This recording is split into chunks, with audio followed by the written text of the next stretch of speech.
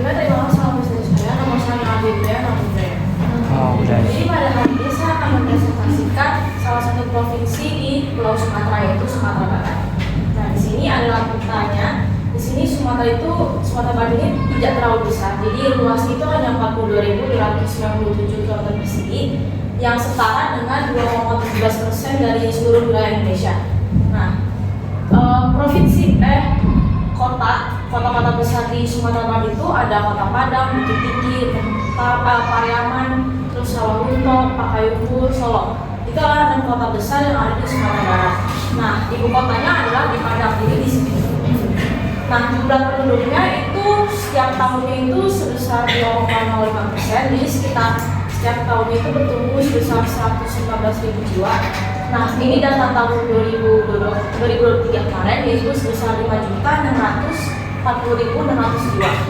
Nah, sejarahnya di sini sedikit tambahan aja. Yang pertama itu sejarahnya bermulai dari salah satu raja Melayu, yaitu Adityawarman, di mana dia adalah seorang yang datang ke Sumatera Barat dan dia pula yang memperkenalkan Sumatera Barat akan wilayah kerajaan. Jadi kayak sistem kerajaan itu awalnya dari Raja Adityawarman. Terus juga ada Prapadri, terus jatuhnya Pagaruyung. Nah, di situ juga menjadi salah satu sebagai sebuah bentuk di mana suku Minang itu adalah suku pertama yang menempati Sumatera Barat. Jadi dominasi suku-suku di Sumatera Barat itu adalah suku Minang.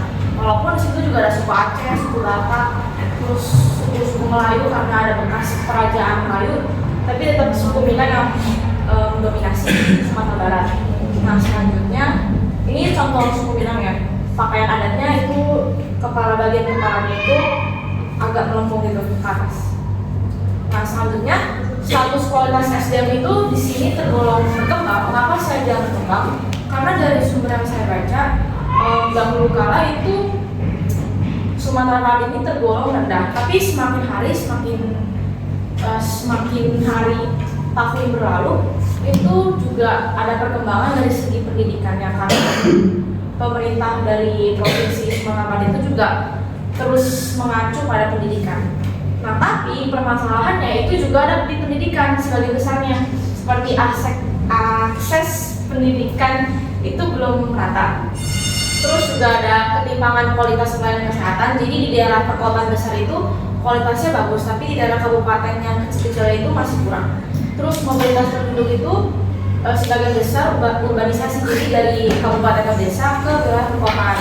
Jadi di situ kota juga lumayan padat.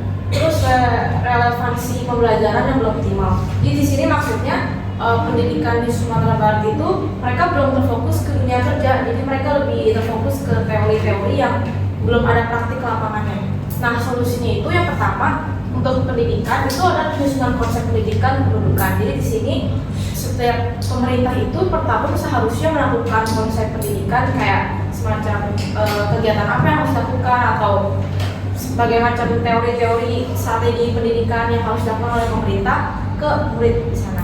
Terus pemberdayaan masyarakat bidang kesehatan di sini maksudnya juga karena kesehatan di sana lumayan rendah, karena pelayanan rendah. Jadi di sini pemerintah bisa melakukan pemberdayaan masyarakat, di mana mereka bisa melakukan sosialisasi tentang pentingnya kesehatan dan juga mereka bisa mengirimkan tim medis yang lebih efektif ke daerah kabupaten. Jadi bukan cuma di perkotaan. Terus ada penyusunan konsep pengembangan daerah, itu juga di daerah kabupaten seharusnya dikembangkan, bukan cuma di Kota Padang atau Bukit Tinggi. Terus peningkatan kualitas penduduk, pendidik dan kependidikan. Nah, itu tadi yang saya bilang, seharusnya guru itu harus lebih berkualitas dibandingkan murid-muridnya, sehingga dia bisa mendidik dan membimbing murid-murid itu dengan baik. Nah, ini adalah salah satu contoh rumah gadang, yaitu rumah khas Sumatera Barat. Ya, udah. Untuk kata bijaknya, hargailah suku Minang, cintailah masakan Padang. Oke.